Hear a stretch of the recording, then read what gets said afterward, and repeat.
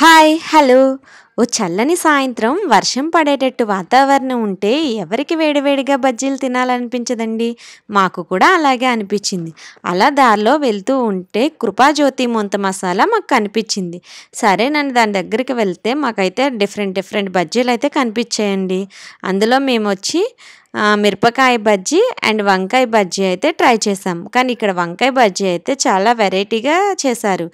ఏంటంటే నేను చాలాసార్లు వంకాయ బజ్జీని కట్ చేసి దాని మీద ఆనియన్స్, మిర్చి, మిక్చరు, పల్లీలు అన్నీ వేయడం చూశాను. పెరుగు కూడా వేయడం చూశాను. కానీ ఇక్కడైతే వాళ్ళు పెరుగు చట్నీ అనమాట. పెరుగు తాలింపు పెట్టి చట్నీ వేస్తారు కదా ఎల్లోగా చేసి, ఆ చట్నీ వేసి అయితే చేశారు. చూడండి ప్రాసెస్.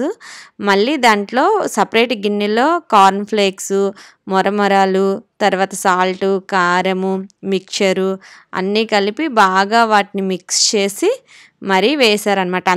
అందులో అయితే పచ్చి మామిడికాయ ముక్కలు చిన్న చిన్నగా కట్ చేసి వేశారండి. అవి మధ్య మధ్యలో పంటి కింద తగులుతూ చాలా అంటే చాలా యమ్మీగా టేస్టీగా అయితే అనిపించింది.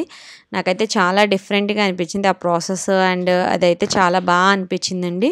40 రూపీస్ ప్రైస్ వచ్చేసి. మీరు ఫస్ట్లో చూసుకున్నారా ఏమేను అన్నా కూడా 40 రూపీస్ ఉంది. చాలా వెరైటీగా చేశారనమాట.